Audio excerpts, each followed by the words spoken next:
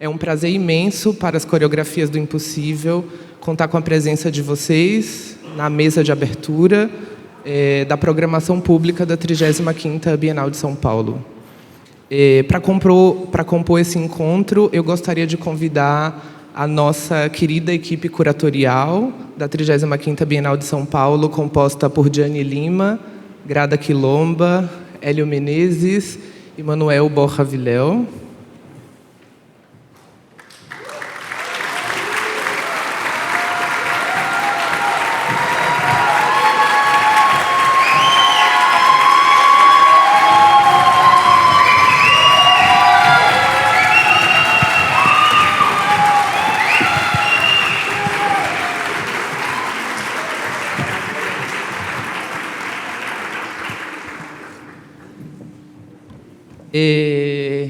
E a nossa equipe curatorial vai estar ao lado de duas grandes pensadoras que, através de suas práticas, elas contribuíram imensamente para a estruturação dos caminhos conceituais das coreografias do Impossível.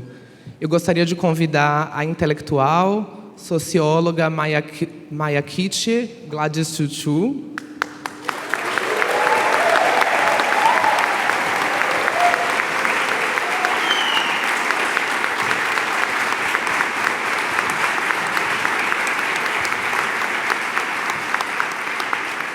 E gostaria de convidar a poeta, ensaísta, dramaturga, congadeira e professora Leda Maria Martins.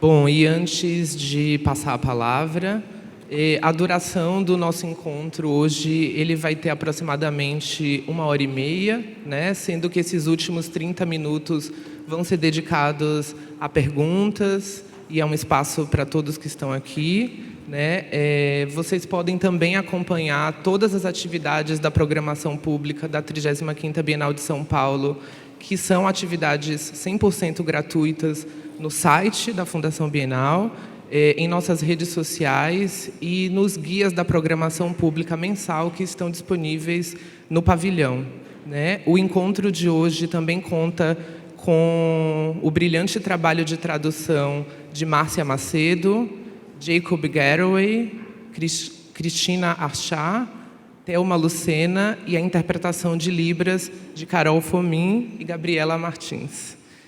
Antes de iniciarmos também, a gente gostaria de agradecer ao apoio do nosso patrocinador Unopar, que garantiu o restauro do nosso auditório. Sejam muito bem-vindas mais uma vez. Muito obrigado.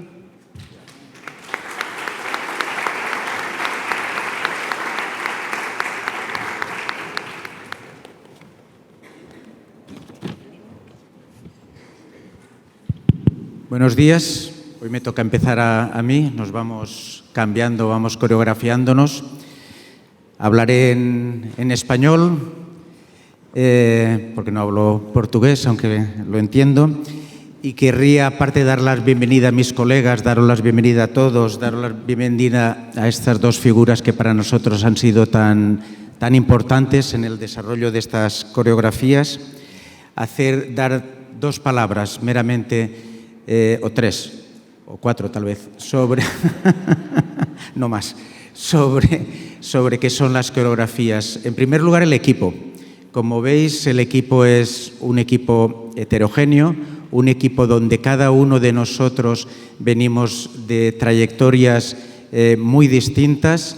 Diane es curator, semiótica, escritora, Grada es artista, Helio es antropólogo, es curator, Bueno, de hecho ya yo he trabajado siempre en museos, solo he hecho otra bienal y en la otra bienal, digamos, el objetivo fue destruirla y lo conseguimos.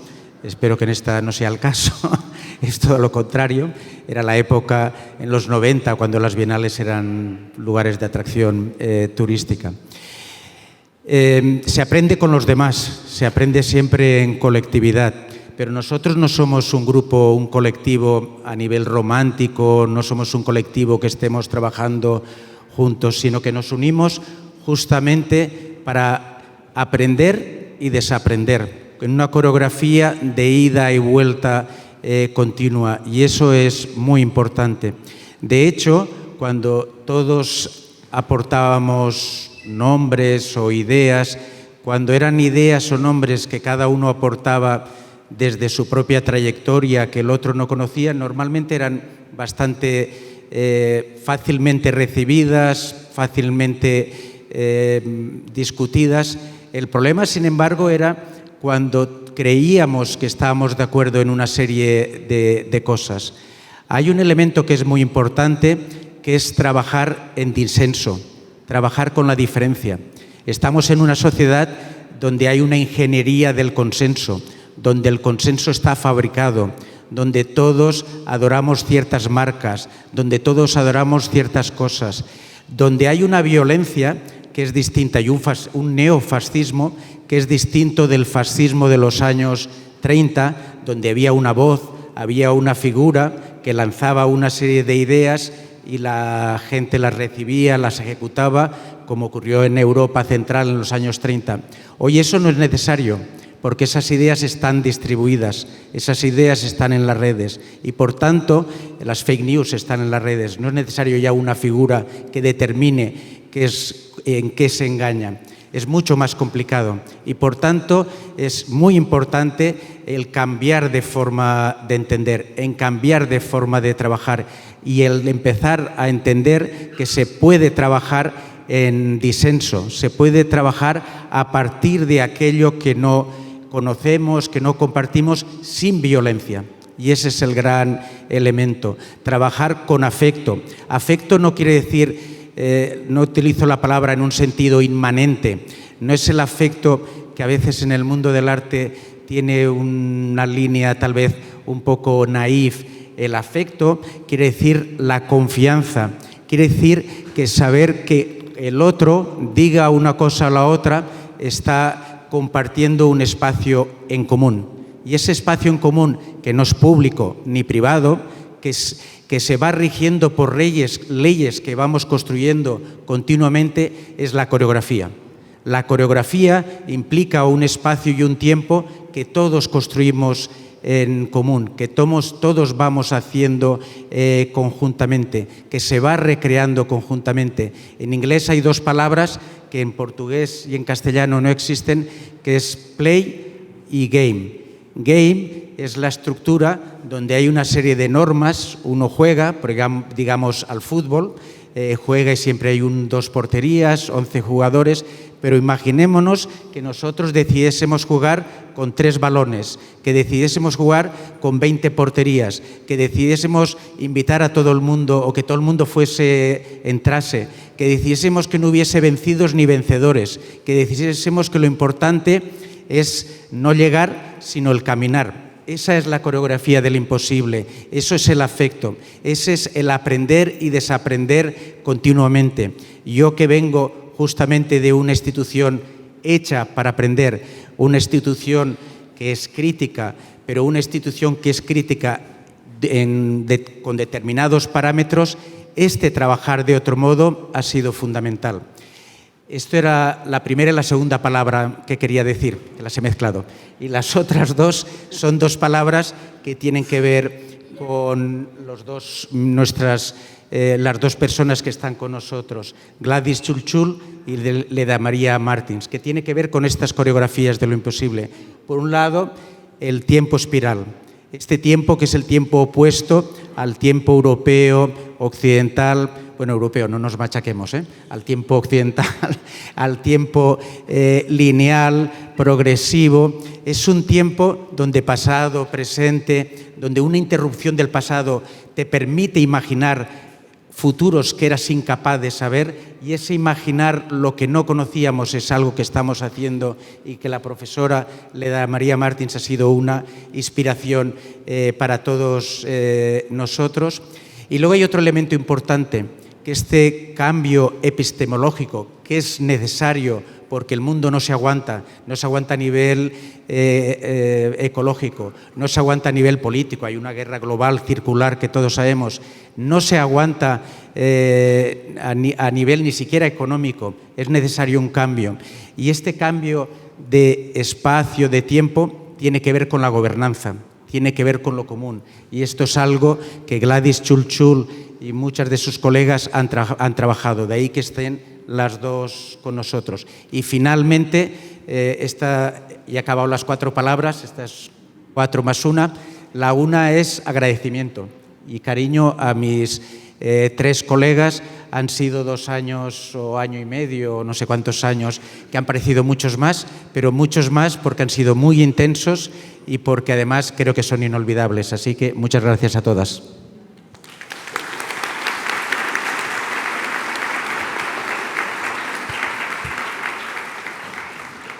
Boa tarde a todas e todos.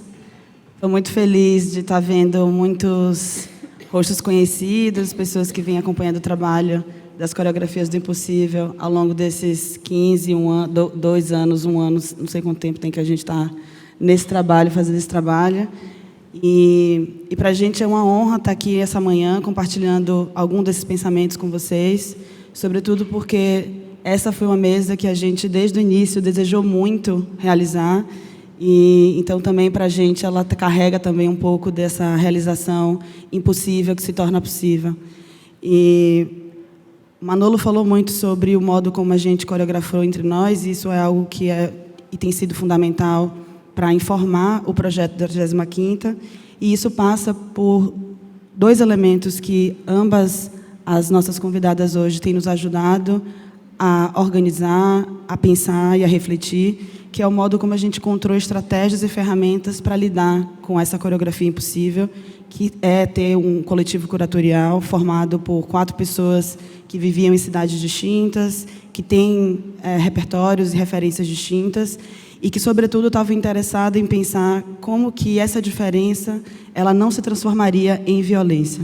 Ou, para também dizer ao contrário, como a violência ela não precisaria ser o mediador central da nossa relação, considerando que a diferença seria o grande ativo, né, o grande lugar de produção de valor do nosso trabalho. E uma das nossas primeiras incursões e estudos passou pela relação com o tempo, pensar como que a gente coreografaria uma exposição que já tinha como um desejo inicial ter uma exposição que não fosse concebida por temas, por categorias, onde a relação de violência com o outro mediasse a composição no espaço.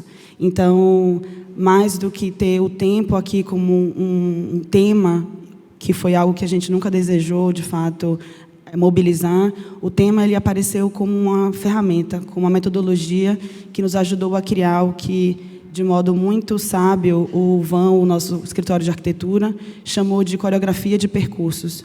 Então, foi coreografando as nossas narrativas, coreografando as nossas pesquisas, que chegamos num desenho espacial que rompia com a ideia de salas fechadas, de salas temáticas, de salas categóricas, e foi esse espiral no espaço, essa relação com o corpo, que determinou parte do projeto que agora vocês estão conhecendo.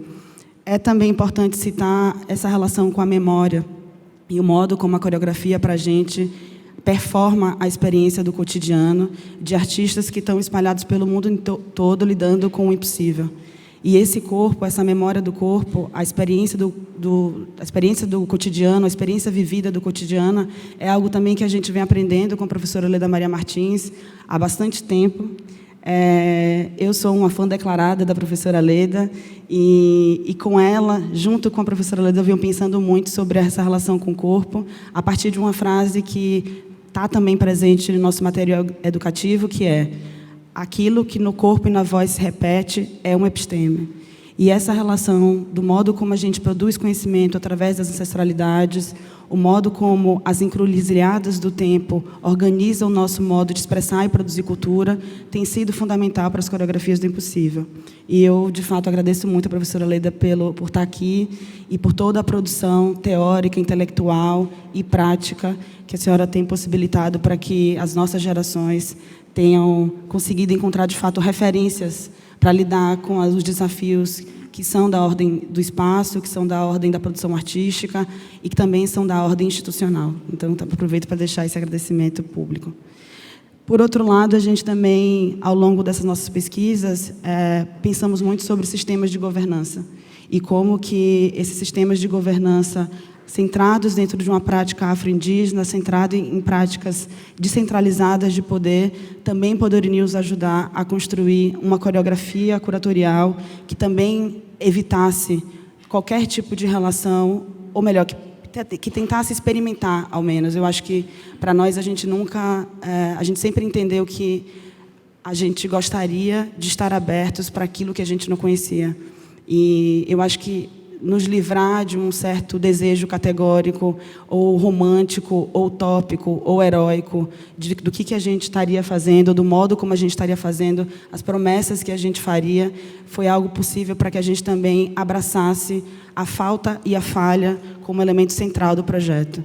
Então, esse foi um modo como a gente também entendeu na prática da GLADS, como pensar os sistemas de governança que produzem uma certa desobediência com o modo como os territórios são organizados, a partir da relação com disputas de terra, que é algo que vocês podem observar e está presente fundamentalmente na exposição, assim também como toda a relação que determina o modo como a gente pensa a identidade e o território.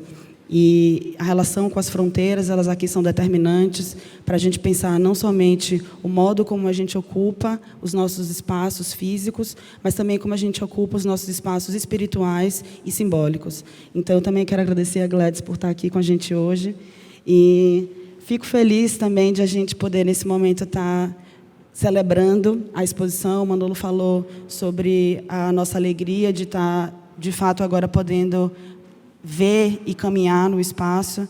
E ontem a gente estava conversando, o Grade e eu, durante uma entrevista, e uma pessoa perguntou para a gente sobre como que o que a gente poderia pensar numa relação íntima entre o delírio e o impossível, né? O que é que vem depois do impossível? E eu saí da entrevista também com essa pergunta, que eu acho que eu vou deixar vocês com ela, né? O que é que acontece depois que o impossível acontece? O que é que acontece depois que o impossível ele se realiza?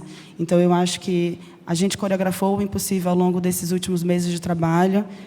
Ele está aqui, sendo realizado, com os seus desafios, com os seus todos os percalços, tudo que, de fato, a gente teve que superar para fazer com que esse projeto acontecesse. Mas fica a pergunta para a gente também refletir, que é o que é que vem depois que o possível ele se realiza. Então, vou passar a palavra para a Grada e desejo para vocês uma boa manhã.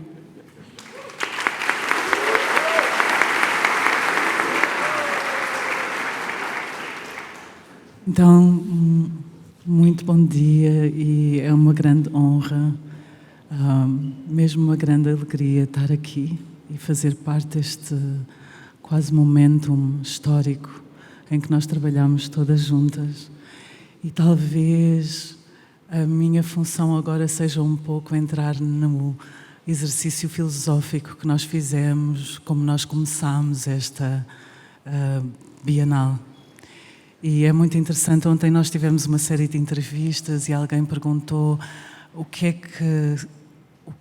qual é o sentimento, e eu disse, eu estou extremamente cansada e extremamente feliz. E eu sei porque é que estou feliz, porque nós fizemos um verdadeiro exercício de decisões radicais.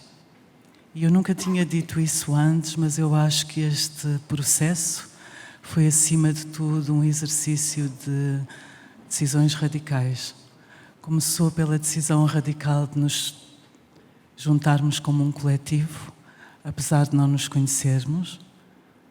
Eu sou artista, não sou curadora.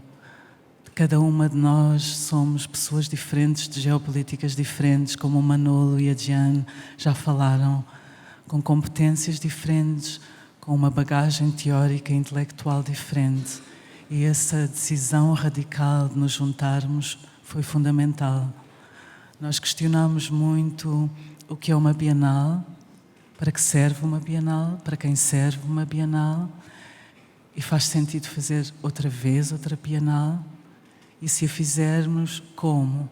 Então começou por esse exercício radical de criar um coletivo sem um chefe curador, sem uma hierarquia, um coletivo que é heterogéneo, que não se conhece e que nunca trabalharam juntas, mas acima de tudo com visões e perspectivas e linguagens muito diferentes, o que torna o desafio constante, o que faz com que nós começamos a ser um laboratório de perguntas. Então passamos a estas questões filosóficas, que é, acima de tudo, nós não queremos afirmar o que já sabemos. Neste momento, cronologicamente, nós já não podemos lidar com aquilo que nos foi dado como saber. Acima de tudo, nós queremos questionar o que é que sabemos e queremos questionar o que é que não sabemos e porquê. E como é que esse não saber está intimamente ligado a questões de poder, de violência, de opressão, de exclusão, apagamento, silenciamento. Então foi nesse sentido que nós começámos a elaborar e a filosofar sobre o que deveria ser esta Bienal. Acima de tudo, não um espaço para afirmar o que sabemos, mas um espaço onde nós podemos elaborar novas questões, talvez novas linguagens, talvez novos vocabulários. Se for isso, então tudo faz sentido. Então foi um constante exercício de radicalidades e de decisões radicais que nos fizeram muito felizes. Nós queríamos, acima de tudo, outra vez, outra decisão, não trabalhar com um tema. Todas nós sabemos que somos convidadas para uma instituição num determinado espaço e num determinado tempo por causa de um determinado tema. Mas a nossa prática é tão complexa, atravessa espaços e tempos, e nós não queríamos trabalhar com temas como feminismo, decolonização, pós-colonialismo, climate change.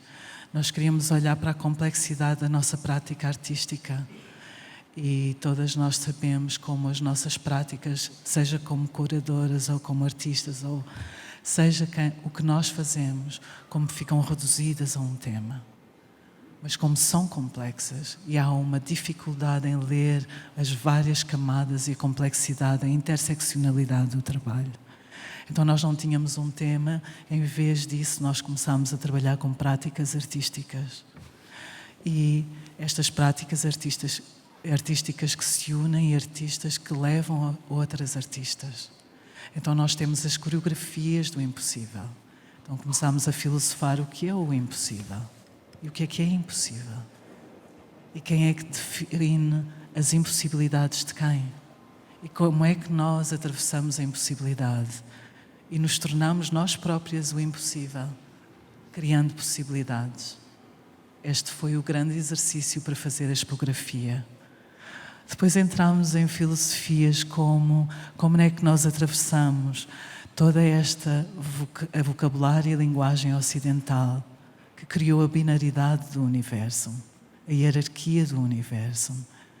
Nós temos que entender que o colonialismo tem mais de 500 anos e criou uma linguagem, um vocabulário em que divide o universo numa binaridade entre o superior e o inferior, entre o fora e o dentro, entre o humano e o subhumano, entre o que pertence e o que não pertence, o que é natural e o que é não natural, o visível e não visível, o agora e o antes que não interessa, que é exatamente o que Leda faz na sua obra e tantas outras pensadoras, que é esta linearidade ocidental de olhar para o agora separado do antes e separado do depois, o que nos torna a vida tão difícil. Porque nós não compreendemos que estes 500 anos de história colonial e patriarcal se repete constantemente no agora. E isso é uma fragmentação intelectual que nos prejudica tanto. Então nós fomos olhar para os saberes indígenas, para os saberes diaspóricos e como o tempo coexiste. Não há uma separação de tempos, portanto, eu entendo onde estou agora porque eu entendo onde estou antes e onde estou depois. Então começámos a olhar para as questões das nações, que tanta gente pergunta, quantos países estão representados na Bienal? E esse foi um exercício muito importante para nós, de irmos para além das nações. E quando nós começamos a trabalhar com artistas de territórios indígenas, Yanomami, Mapuche, Maya, First Nation, são territórios que se expandem para além de uma nação e que estão para além da ideia de cidadania ocidental. As identidades e as artistas diaspóricas, como eu, como nós habitamos muitas nações, nós trazemos muitas nações connosco. Então, como é que nós vamos olhar para essa ideia de nação? Começámos a olhar para a história e perceber de onde é que vem essa ideia ocidental de nação. E todas nós temos que saber e não nos podemos esquecer que foi em 1885, em Berlim, a Conferência de Berlim, quando Otto von Bismarck, o imperador alemão, convidou todos os países da Europa, incluindo a Turquia e os Estados Unidos, para virem a Berlim, sentaram-se à volta de uma mesa, estenderam um mapa de África e com uma régua e com lápis dividiram o continente em 5 partes. Isso é um país, isso é uma nação. Está intimamente ancorado à história colonial e à violência. E daí que nós começámos a pensar como é que é uma Bienal. Olhámos para Veneza, que vem num antes e pós-fascismo europeu, em que a nação era extremamente importante e a pátria. Então é dividido em nações, entre alguém que é escolhido para representar uma nação. Há uma hierarquia dos pavilhões numa colina, com a periferia à volta. O Brasil fica na periferia, outros países nem entram no Giardini. Estados Unidos, França, Alemanha ficam no centro, no topo da colina. Começámos a olhar para todas estas geografias e estes mapas que são criados.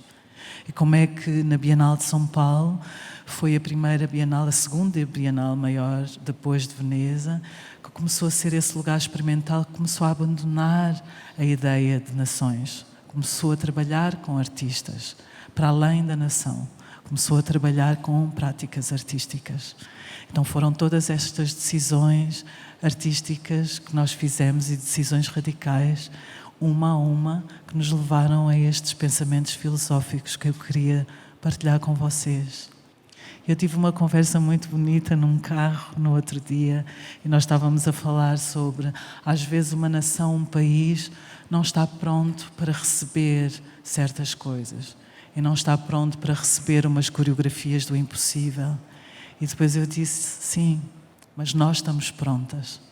E quando nós estamos prontas, temos que fazer decisões radicais e depois andamos um século para a frente.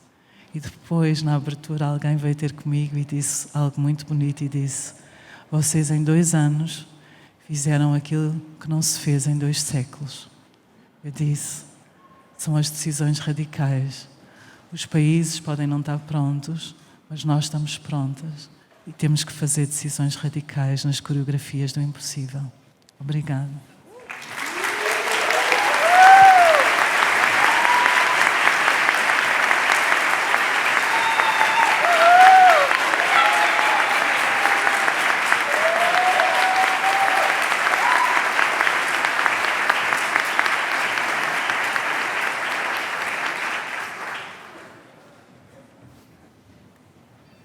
Bom dia a todos, a todas e a todos demais que não se enquadram nessas categorias binárias de gênero.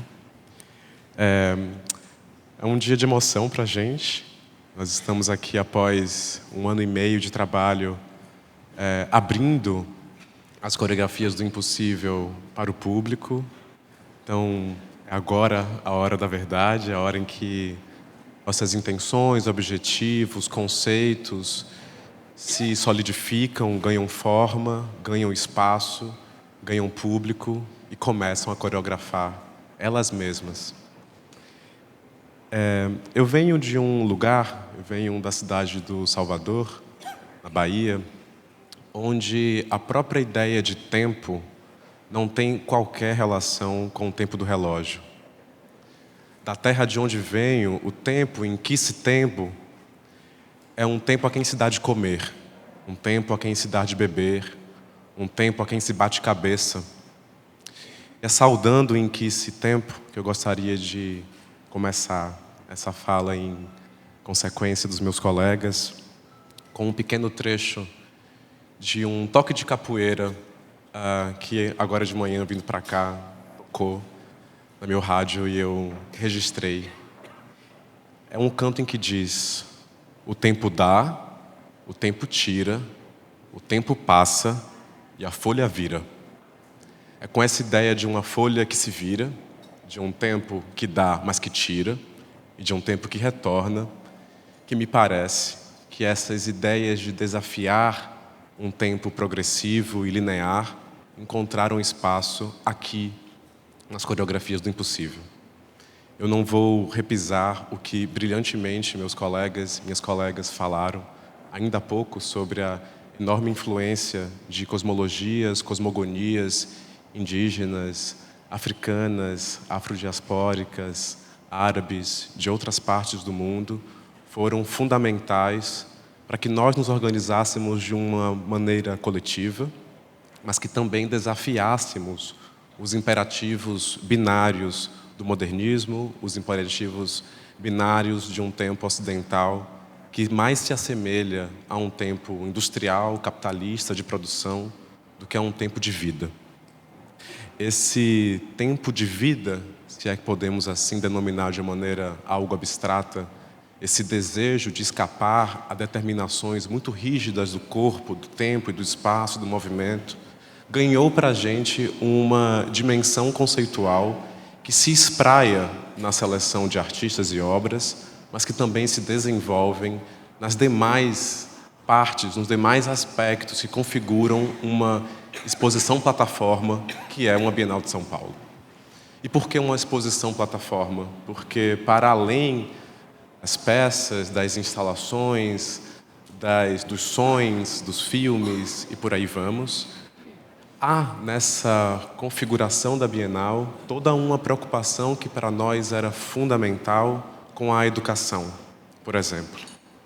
E aqui deixo o nosso enorme agradecimento à equipe de educação da Fundação Bienal de São Paulo, a primeira equipe a nos receber há 1 ano e meio atrás e abrirmos com eles e com elas e eles todo um processo de discussão educacional para que estas discussões, estes debates, os temas, questões, provocações que as obras e a exposição em conjunto provocam, também atinjam e também se desdobrem e se multipliquem a partir dos inúmeros educadores, educadoras, professores, professoras, alunos, aprendizes que vêm à Bienal e que replicam esta ideia. Este conceito, portanto, de um tempo que não é linear, mas que se desdobra, de uma folha que vira, também se fez manifestar nas publicações educativas. Pela primeira vez, lançamos não apenas uma publicação antes da Bienal para alimentar as discussões nas escolas, mas 3 publicações de modo processual. Uma antes, outra que ocorrerá já nos próximos dias, o lançamento será aqui também na Bienal, e uma ao final deste processo até dezembro. Assim vamos incorporando as discussões, os debates, as impressões para dentro desse corpo formativo de um material que não só documenta a Bienal, mas que propaga os conhecimentos e, sobretudo, aquilo que a gente precisa desaprender a partir dessas experiências. Um outro ponto a partir do qual esse conceito de um tempo espiralar, de um tempo de uma folha que vira, se fez desdobrar na arquitetura e expografia. Vocês, certamente, para chegarem aqui, neste auditório em que agora nos encontramos, passaram ora pelo térreo, pela rampa externa, pela escada rolante ou pela rampa do vão central, para chegarem aqui e certamente perceberam com o corpo, um outro modo de viver este edifício. Este marco do modernismo brasileiro, desenhado, criado por Oscar Niemeyer, encontrou aqui com a gente um lugar de uma pergunta, que era: será possível desafiar um prédio com esta magnitude, com essa escala não humana? A esta pergunta tivemos a alegria da convivência e do trabalho conjunto com o vão, nas figuras dos arquitetos Ana, Enki e Gustavo. Gostaria também de agradecê-los imensamente pelo trabalho conjunto, a proporcionar uma outra coreografia de percursos, uma outra maneira de vivenciar esse prédio, que foge da ortogonalidade que lhe é constitutiva para um lugar muito mais curvo, muito mais fluido, como um rio ou uma folha que vira. Para esse trabalho nos foi fundamental, e eu peço aqui a licença de citar alguns nomes, entrarmos em diálogos, em conversas, em tensões, com um conselho curatorial que embasou muitas de nossas trocas. Gostaria de pedir também não de pedir, mas de oferecer um enorme agradecimento às figuras de Sol Enaro, Thomas Lex,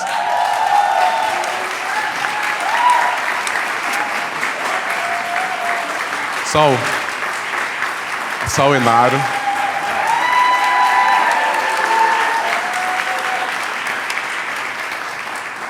ao nosso conselheiro Thomas Lex, Sandra Benites,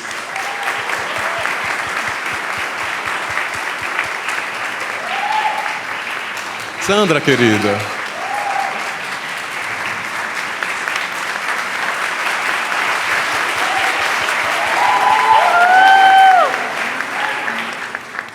Sandra, Sol, vocês podem dar um pulinho aqui na frente, quebrar um pouquinho o protocolo para mostrarmos e darmos um abraço. Não sei se o Omar Berrada também está por aqui, ou o Thomas Lex. Será um prazer recebê-los e lhes dar um beijo. Por favor, por favor.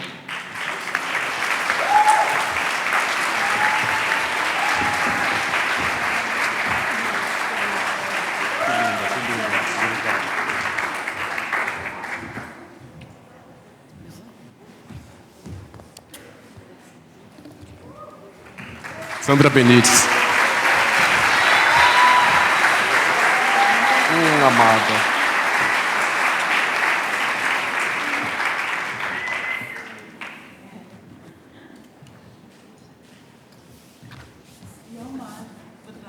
Omar Berrada e Thomas Lex, que não sei se estão por aqui. Eles estarão ao longo do dia, certamente. Eu aproveito a toada para também agradecer a nossos dois incríveis assistentes curatoriais, Tarcísio Almeida, que abriu a fala conosco. Cadê o Tarcísio?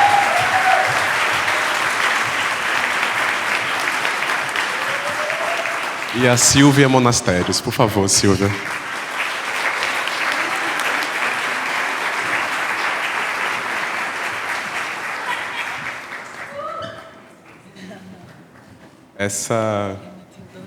E Matilde Alteiro, que não está conosco, mas foi um assistente no começo do processo, absolutamente fundamental. Também uma salva de palmas para ela.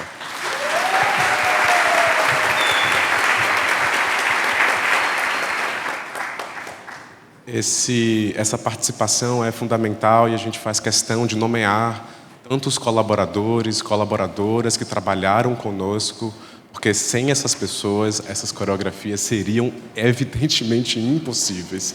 E elas que criaram uma possibilidade dentro do impossível. Construíram um espaço habitável dentro daquilo que parecia inabitável. Termino aqui para passar a palavra a essas duas grandes referências conceituais, intelectuais que estão conosco. Eu gostaria apenas de citar, vou ler para vocês, um pequeníssimo trecho do autor afro-americano James Baldwin, que dizia assim: para o bem de nossos filhos, a fim de minimizar a conta que eles devem pagar, é preciso ter cuidado para não se refugiar em nenhuma ilusão. Eu sei que o que eu demando eu sei que o que eu demando é impossível. Contudo, em nosso tempo, como em todos os tempos, o impossível é o mínimo que se pode exigir. Muito obrigado.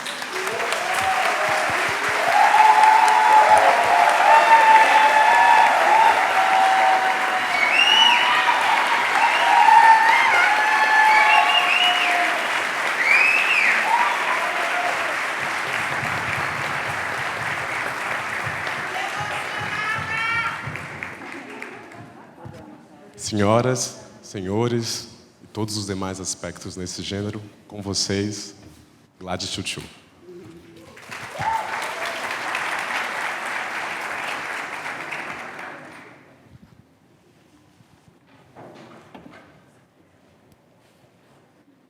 Hola, buenos días.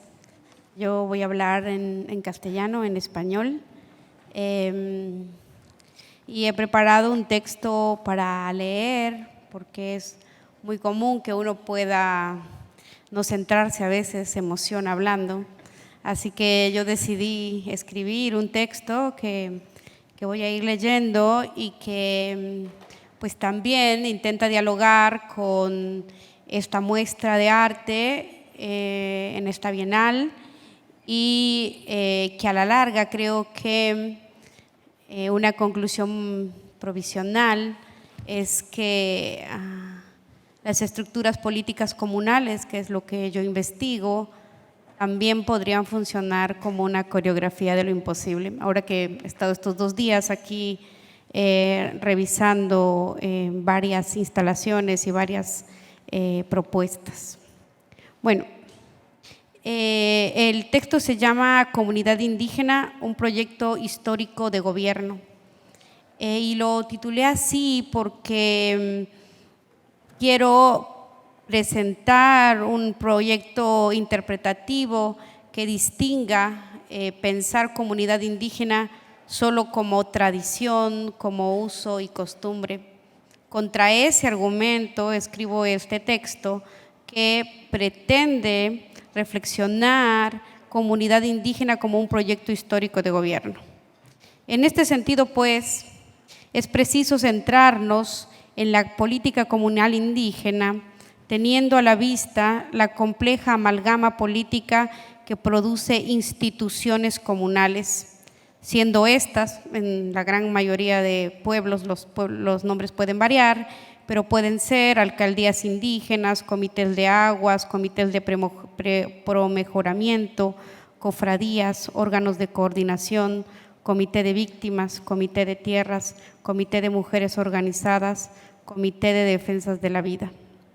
Estas instituciones comunales que he mencionado se encuentran entrelazadas y distinguidas entre sí como segmentos autónomos que constituyen un todo y que en distintos niveles se han relacionado antagónicamente con el proyecto del gobierno estatal. De tal forma que la comunidad indígena es un proyecto histórico de gobierno que hoy día, a 500 años de invasión colonial, recrea la vida cotidiana en nuestros pueblos, recrea y organiza la vida cotidiana en nuestros pueblos. En este despliegue cotidiano, las instituciones comunales producen energía social que impide la totalización del Estado y el capital como único paradigma de organización social. El hecho de que las comunidades tengan la fuerza de impedir al Estado y al capital como una forma de vida tendrá 2 respuestas. Una es la violencia abierta, es decir, la política estatal organizada para la represión y el exterminio de los pueblos indígenas. La segunda cara de esta respuesta a la fuerza no totalizante es la creación de un sistema prebendal que consistiría en técnicas de administración de poblaciones por la vía de la entrega de beneficios que provoca la fragmentación de las comunidades indígenas. Estos complejos procesos sociales de enlazamiento y de distinción de las instituciones de la política comunal en antagonismo con las instancias estatales en distintos niveles, permite presentar definiciones preliminares de lo que podríamos denominar resistencia indígena. La resistencia indígena, pues, por siglos ha creado una arquitectura, sistema político, que defiende, recupera y gobierna sus tierras comunales y bienes comunes. Y si por comunidad indígena vamos a comprender un sistema político que produce instituciones y estrategias de cuidado y de relanzamiento de sus formas comunales en territorios indígenas y en la ciudad, también estos sistemas políticos fijarían una temporalidad, ya que están muy interesados en la temporalidad por el discurso de los curadores.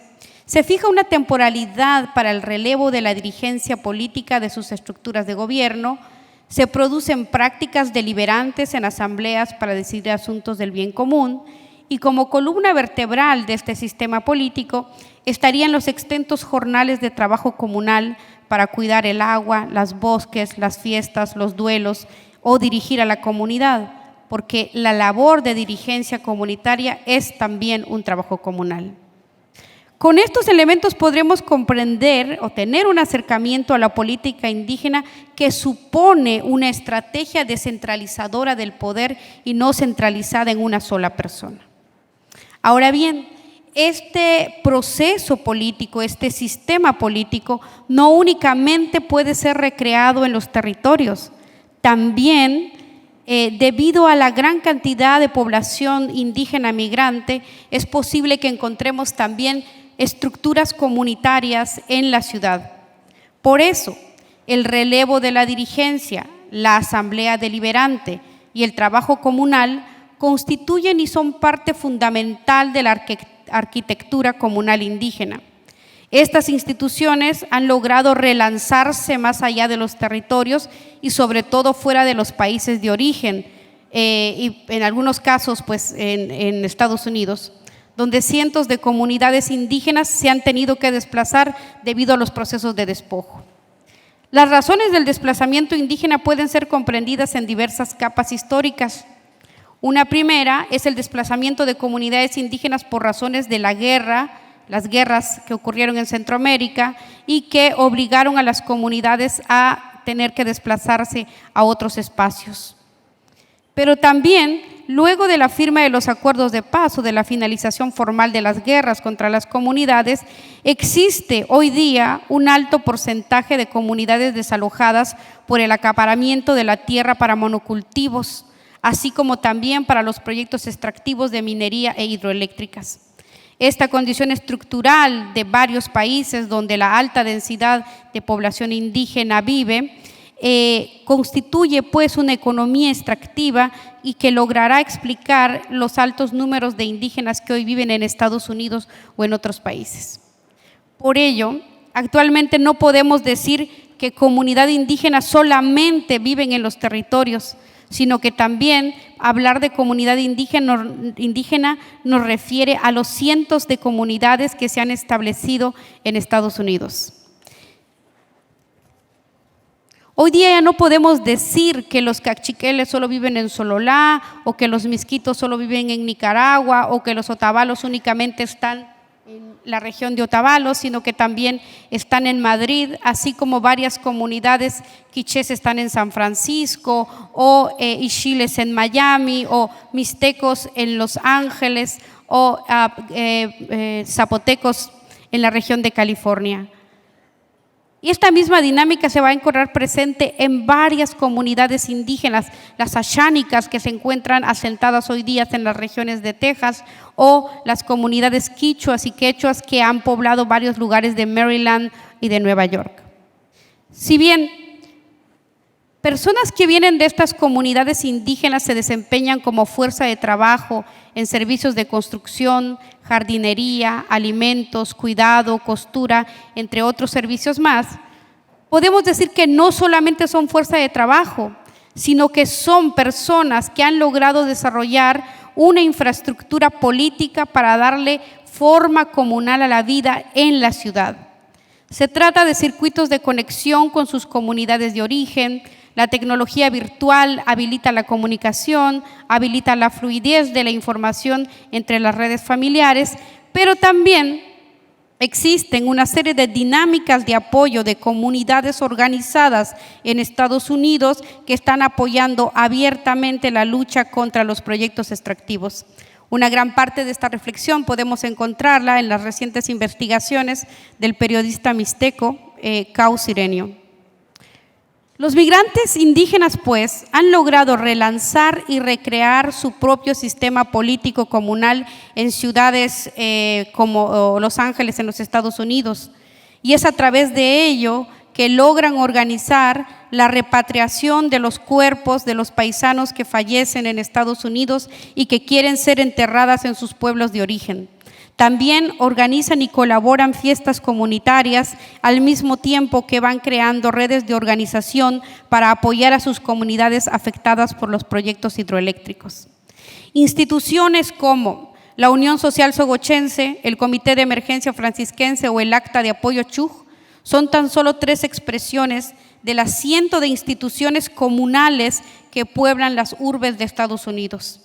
Estas comunidades funcionan con dirigentes encargados de organizar y gestionar lo bello y lo triste, los duelos y las fiestas, y bajo las pautas de trabajo comunal situado a sus condiciones de vida.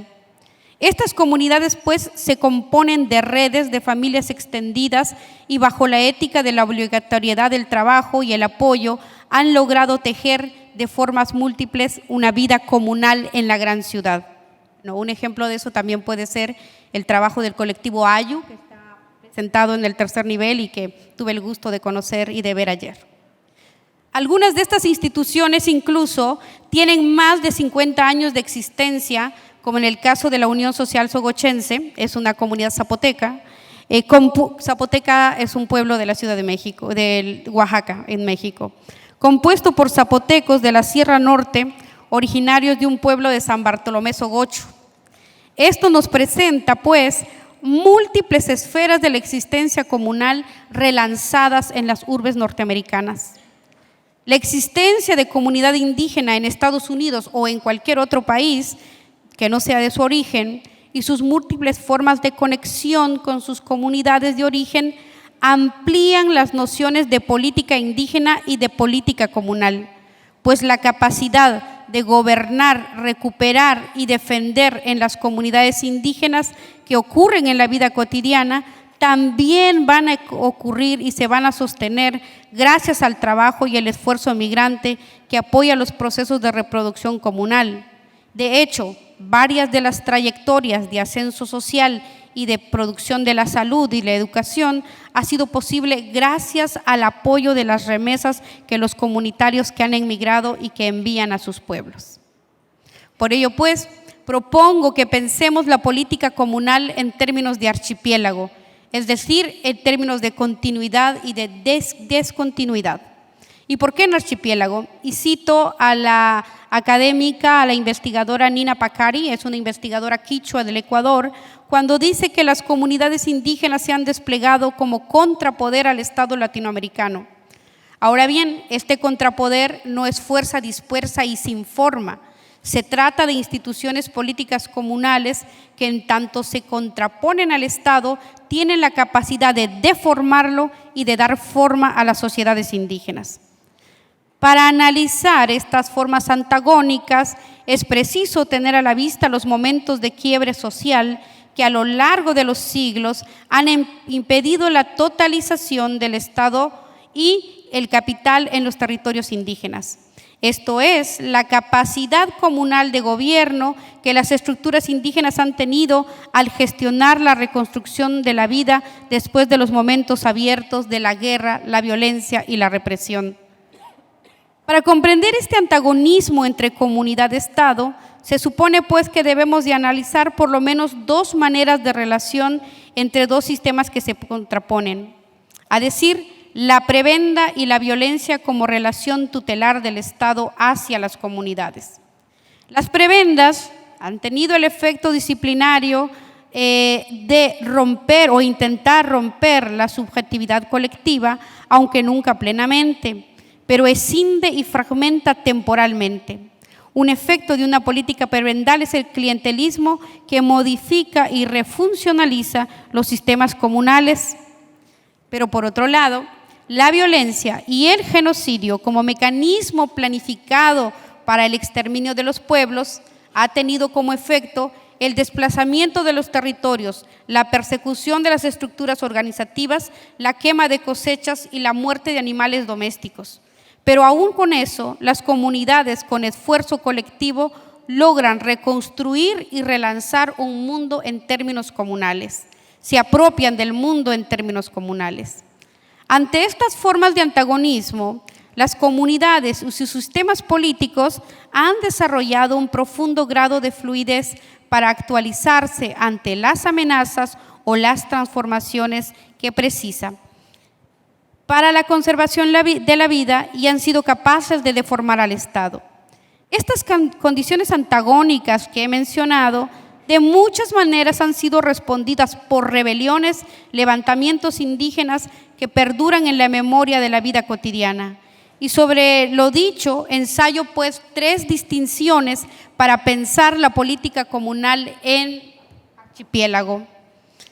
Pido que imaginemos en nuestra cabeza el mapa de los países de donde vengamos, donde podamos entonces pensar la discontinuidad en la medida que pueda existir tierra comunal y al mismo tiempo tierra privada o tierra estatal. Sin embargo, nunca va a ser una forma o una única modalidad de tener tierra.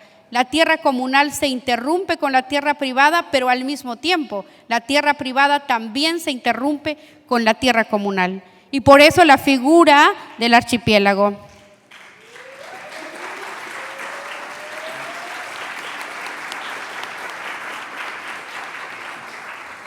Estas 3 maneras de pensar en archipiélago, la existencia de lo comunal, genéricamente pueden ser estas 3 categorías. La capacidad indígena territorial de controlar y defender sus tierras. Y tenemos ejemplos amplísimos desde las comunidades otavaleñas, las comunidades en el Alto Boliviano, las comunidades en el Altiplano guatemalteco, donde hay sistemas de gobierno y sistemas de tierra. Esa es una modalidad de política comunal. Existe también una segunda modalidad que piensa o que propongo pensar lo comunal a partir de los procesos de reconstitución, es decir, comunidades que se reconstituyen al mismo tiempo que recuperan sus tierras. Y me parece que esto también puede responder o puede dialogar con varios procesos de recuperación de la tierra como las que están ocurriendo en el Cauca, como están ocurriendo en varias comunidades aquí también en Brasil, donde las comunidades están luchando por no perder y por recuperar y reconstituirse. Y la tercera modalidad de gobierno comunal o de comunidad indígena es aquella que se relanza en la ciudad. Es decir, se puede mencionar aquí una gran cantidad de organizaciones de comunidades indígenas en todo el mundo, desde los otavaleños que están en Londres, desde los ashánicas establecidos en Maryland o los zapotecos establecidos en Los Ángeles. Hasta aquí pues 3 modalidades para comprender la política o formas de gobierno comunal, no centradas únicamente en el capital, sino que lo totalizan, y por eso la figura de archipiélago nos habilita a pensar la idea de la inestabilidad, y esta inestabilidad política sería, o la capacidad de inestabilidad política sería la discusión política que deberíamos de tener para pensar los asuntos nacionales o los asuntos globales. Es decir, no ceder a un argumento de la dominación ni de la explotación directa, sino más bien que estos procesos de dominación y explotación nunca son completos, dado que se contraponen estas formas archipiélicas. Así pues, esta figura de archipiélago permite pensar la presencia de estructuras de gobierno comunal a lo largo del continente y también en aquellos países a donde se está migrando, en Europa o en Estados Unidos. Pensar la existencia de las comunidades y su sistema político discontinuo habilita una comprensión del por qué históricamente se ha tenido la capacidad de impedir la dominación y la totalización del capital en nuestras vidas. La noción del archipiélago también supone la existencia de territorios comunales limitados por territorios privados y estatales. Y si por un lado los territorios comunales en su existencia discontinua en las repúblicas logran establecer niveles de orden social que logran poner en crisis la totalidad del Estado, esto es, sociedades organizadas en trama comunal que busca gestionar colectivamente la vida, pues comparten y producen las fuentes de agua, cuidan los bosques, reparan los caminos, guardan celosamente sus monjones de tierra, es decir, no viven como una sociedad de pequeños propietarios individuales. De otra manera, es en archipiélago la posibilidad de comprender el relanzamiento de la política comunal indígena en la ciudad, con sus variantes y sus distintas expresiones que van cobrando sus estructuras comunales para el apoyo y la gestión de las fiestas y de los duelos y el apoyo de sus familias y las luchas de las comunidades en las cuales están insertas.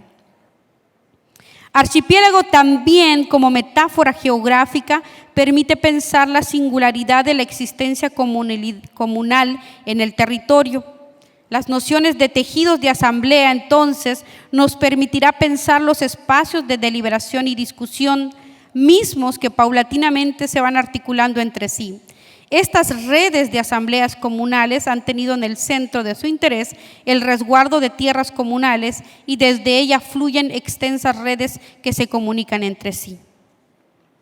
De esta manera, pues, la comunicación, el acuerdo y la articulación de los gobiernos comunales se construyen bajo lógicas de autorregulación. Por ejemplo, principios básicos como ninguna autoridad manda sobre otra autoridad, lo que significará que ninguna comunidad manda sobre otra comunidad, mostrándose así la calidad autonómica situada en los procesos de articulación y de trabajo comunal. Comprender la política comunal y la resistencia a la luz del archipiélago con tejido de asambleas muestra la vitalidad y la fuerza de las luchas comunales que tienen en su centro el control de las tierras comunales al mismo tiempo que busca autogobernarse según su proceso histórico. En todo caso, también exhibe una arquitectura de lucha, las densidades, las maneras de articulación, los procesos de resistencia, pues se constituirían en un proceso político, en un sistema político. Siguiendo a Rivera Cusicanqui, pensar en la resistencia nos pone sobre múltiples e irresueltas capas del pasado no digerido, porque surgen como furia acumulada, pero también como un bricolaje barroco y subversivo. Mi lectura sugiere, pues, que para comprender la existencia de estos sistemas políticos, en vez de pensar solamente que el Estado quiere suprimir esas instancias políticas, más bien el Estado en sus expresiones locales se ha deformado por la fuerza y capacidad insurgente de las comunidades. La figura archipiélica de la resistencia comunal alumbraría, pues, este funcionamiento discontinuo de la política comunal. El archipiélico, esta noción archipiélica y esta noción de la resistencia comunal en su funcionamiento desigual también podría dialogar con el título de esta Bienal de las coreografías de lo imposible. Gracias.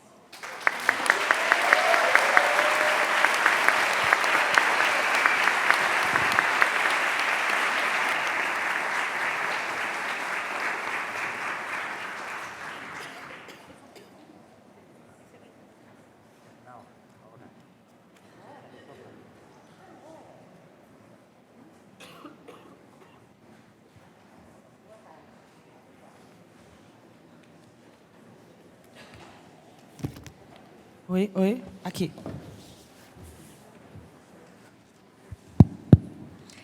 Boa tarde. Eu até entendo um boa tarde assim, né? Depois de tanto texto maravilhoso, todo mundo está curtindo ainda essas falas maravilhosas, então ninguém quer dar boa tarde para nós, né? Boa tarde, gente. Ai, meus amores,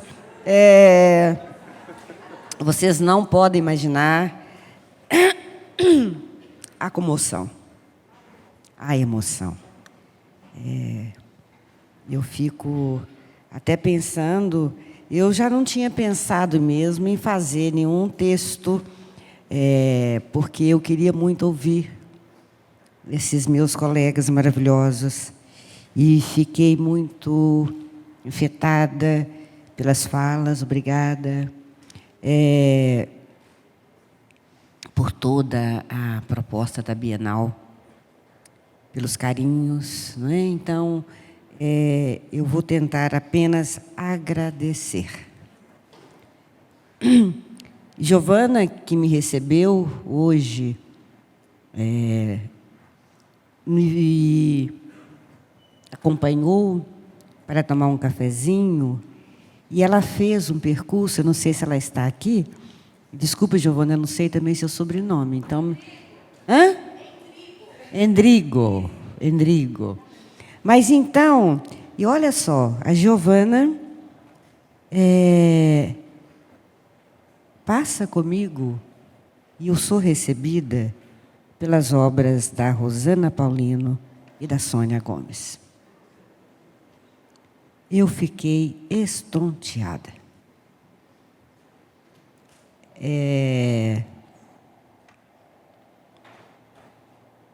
Não sei se Rosana está aqui ou se Sônia está por aí, mas estão nas suas obras, né? Na hora, o impacto para mim foi... Eu ainda não pude percorrer a Bienal, mas foi. Gente, essa Bienal está realizando vários sonhos do impossível. Nós vamos falar disso daqui a pouco. Então, as minhas primeiras palavrinhas são para agradecer ao senhor Antônio Lessa, que é parece, né, o diretor-geral. Agradecer, meus amores, a esses curadores maravilhosos. Diane Lima, Grada Quilomba, Hélio Menezes, Manuel Borja Vilela e também Gladys Tizul. É uma honra muito grande estar aqui com vocês e ter sido, de certa maneira, também parte de seu pensamento, de seu afeto. Eu só posso agradecer. Quero agradecer a toda a equipe de produção. Quero agradecer a todas as outras equipes, como a equipe pedagógica, do educativo e várias outras equipes. Ou seja, gente, essa Bienal, como todas, mas esta, é uma Bienal muito especial. Ela é realizada através de muitas mãos, muitas artes, diferentes e múltiplos saberes e muito afeto. Então, eu queria que vocês, por favor, desdobrassem esses agradecimentos a todos que com vocês realizaram esta maravilha de exposição. Eu não consegui anotar tudo, nem era para também, né? Mas eu quero retomar só antes dos meus outros agradecimentos, fragmentos das falas. O Manuel fala da coreografia como um espaço compartilhado em que, na pujança do jogo, o importante não é chegar, mas é caminhar. A Diane chama a atenção para as performances da memória, do cotidiano, que habitam as espirais e as espacialidades desta realização. A Grada nos lembra vários exercícios e nos chama a atenção, no final da fala dela, muito instigante, que ela diz: questionar o impossível. Estamos prontos? As instituições estão prontas e nós estamos prontos? E o Hélio, né, vai compartilhar conosco a sua emoção e nos falar da ideia na Bienal desse tempo que se revira como folha e que busca desafiar os imperativos binários. Quer dizer, um tempo através do qual se torna possível desafiar o prédio modernidade ocidental, não é? Fazê-lo curvar-se, fazê-lo, e aí a palavra, né, eu estou usando aqui, viu, Hélio? Fazê-lo luarar, incidir na estrutura, fazer a estrutura estranhar-se. E a Juliane, que nos traz algo tão maravilhoso, né? Que é da ordem da força, não apenas de resistência dos nossos parentes indígenas, mas da sua força de permanência, da sua força de existência e do desejo de uma política comunal. E o mais importante para mim é que, no desejo dessa política comunal, que ela expressa a capacidade dos nossos povos, dos povos indígenas, nossos parentes, de governar, mas principalmente de produzir e promover saúde. Isso é o mais importante, né? Em tudo que isso significa. Ora, a Grada falava aqui das diferentes pessoas, né, que compuseram essa curadoria. Ela dizia: eu não sou curadora, eu sou artista. Não é? E, no entanto, como curadora e como artista, ela, com os colegas, realiza essa exposição maravilhosa. Eu fiquei pensando nesta frase da Grada, porque como pensar a curadoria, né?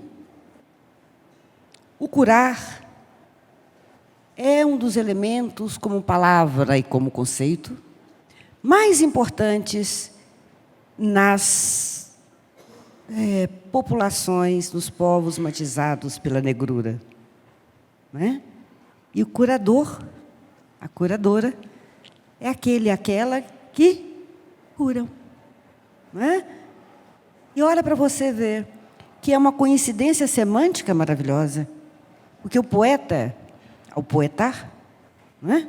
O artista, ao exercer a sua arte, é também canal de cura, né?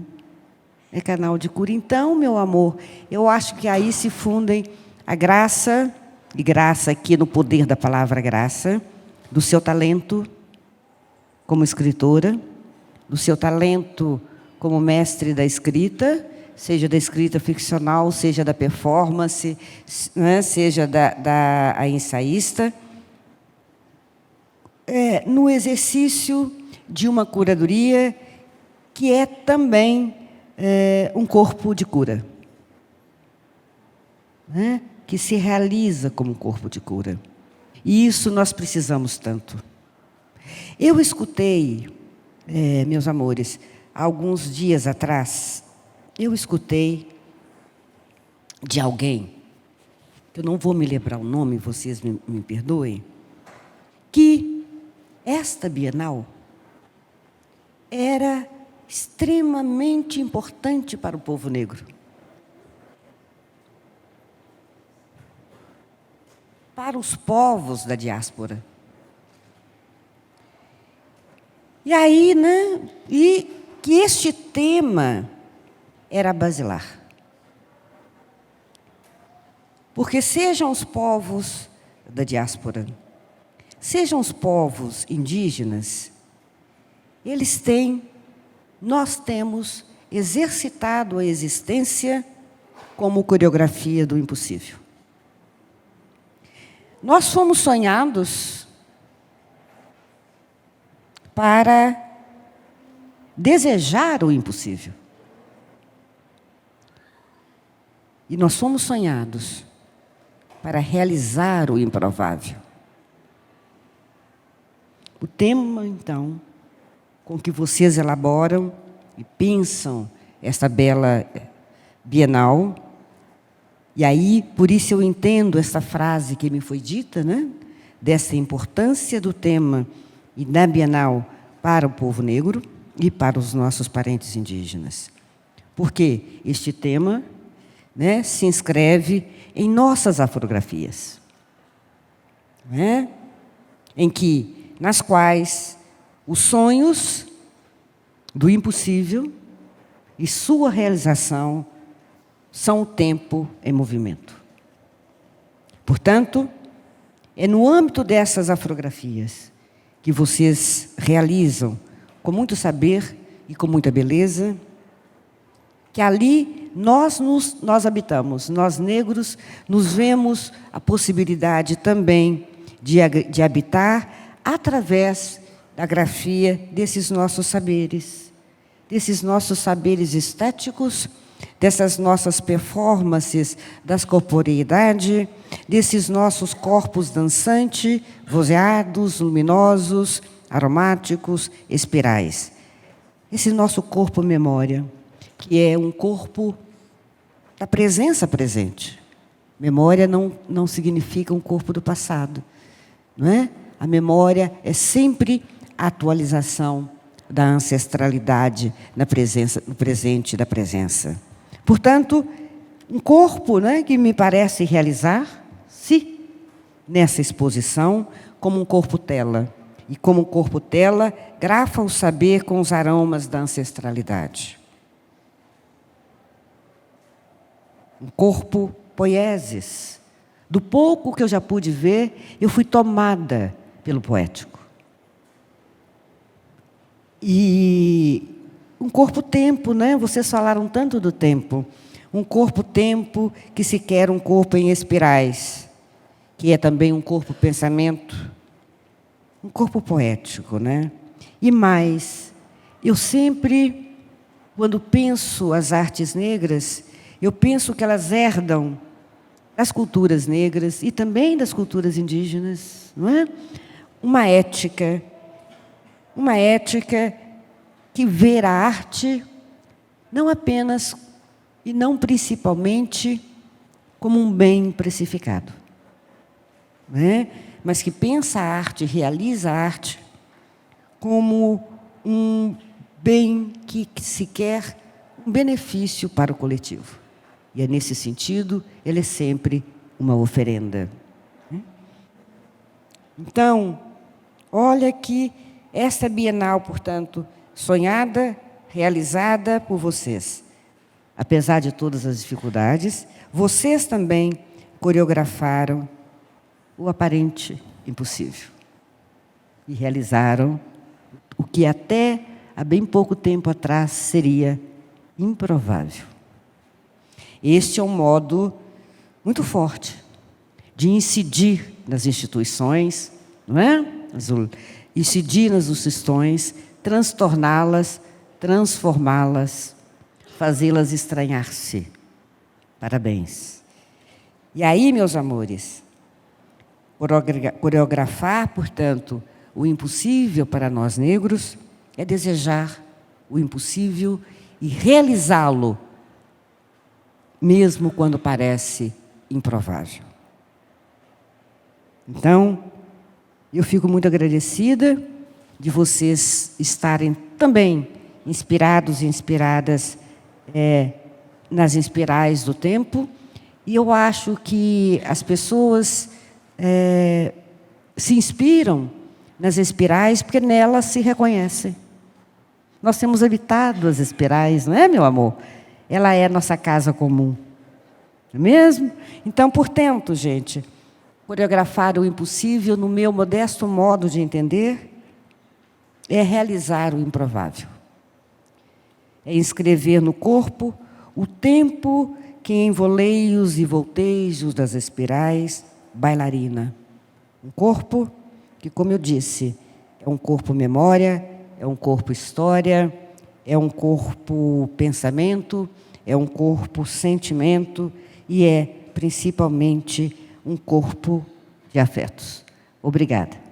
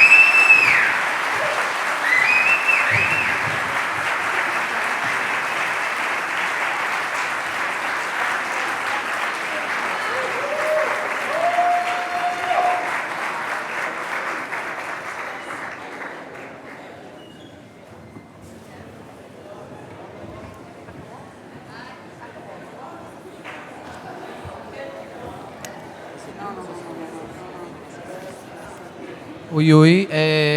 Infelizmente, o nosso tempo está estourado, mas sem dúvida a gente vai ter muita oportunidade ao longo do dia de hoje de se encontrar pelos corredores, coreografando bastante aqui no pavilhão. E quero agradecer mais uma vez a presença de todos vocês.